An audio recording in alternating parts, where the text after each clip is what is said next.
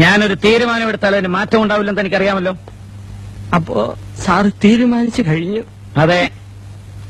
അല്ല, എനിക്കറിയാൻ മേലാത്തോണ്ട് ചോദിക്കുക, താൻ ആരുവാ? നാരായണ പൂരായട പോവേ.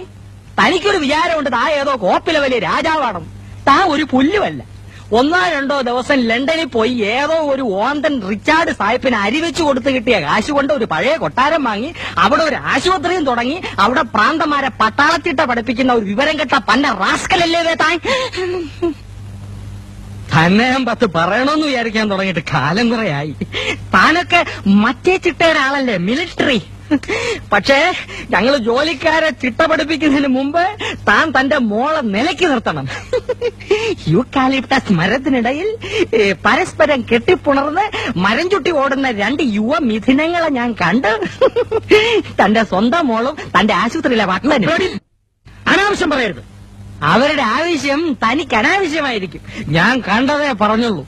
തന്നോട് മാത്രമല്ല ഈ നാട്ടിലുള്ള എല്ലാവരോടും ഞാൻ പറയുകയും ചെയ്യും. ഇനി ഒരു മൈക്കും ഒരു സൈക്കിളും എടുത്തോണ്ട് ഞാൻ ഇറങ്ങാൻ പോവാ.